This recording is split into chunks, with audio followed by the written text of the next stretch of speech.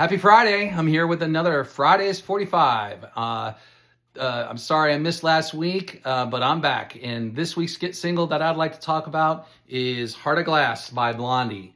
As you guys can see, was released on Chrysalis Records in 1979.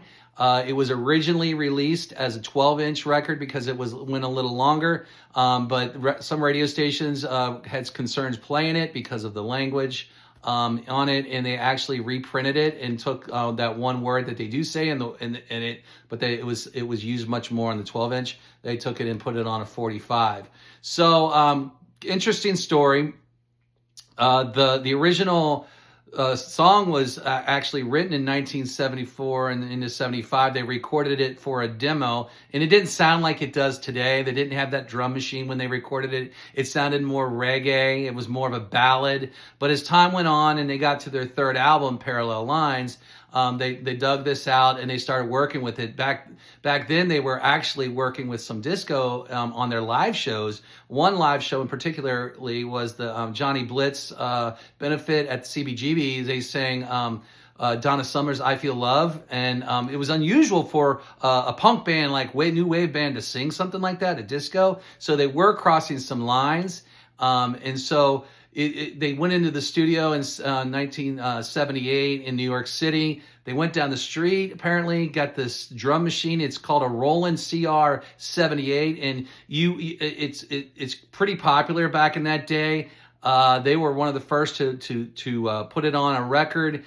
Phil Collins used it in The Air Tonight. Roxy Music used one, and OMD used one, and a few other groups. You could look it up. But just a cool sounding drum machine. They added some synthesizers and they actually had the real drummer playing some as well. So just some great mix of hits for this record.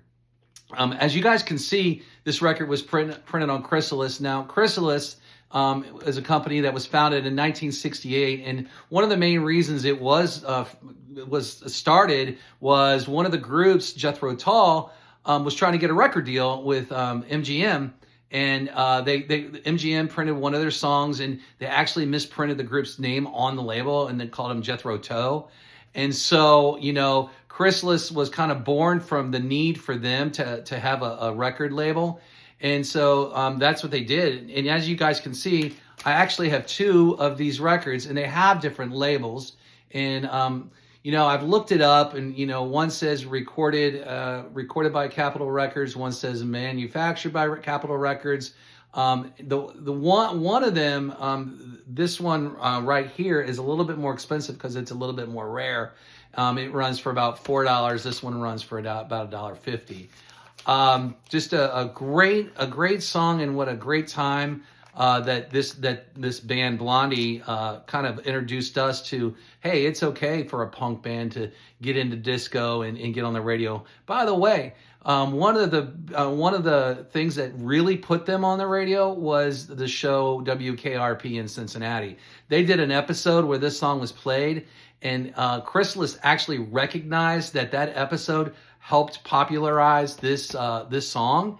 That the Chrysalis Records actually sent WKRP in Cincinnati, the producers, a gold record, the gold record of, I don't know if it's Parallel Lines that it was on, or if it's a gold record for the actual single, but it is a bigger gold record, and it is hanging in the bullpen. If you watch WKRP episodes season 2 on, you can still see that record hanging up, which I think is pretty cool that they helped influence this hit. My question to you is this. Before I get to the question real quick, it is ranked 138 in Rolling Stone's 500 greatest songs of all time. It actually went up in the list. When I say up, I mean down. It went from 200 something to 138 in 2001. And Billboard actually ranks it number 47 in the greatest pop songs of all time. So it definitely has some popularity. My question to you is this, though. It was popular, and in 2002, a hip hop artist took the beat of the drum machine and sampled it. My question to you is this: what artist sampled the drum beat, and what song was it on? I hope you have a great weekend. Thanks for tuning in again. And I will see you on the flip side.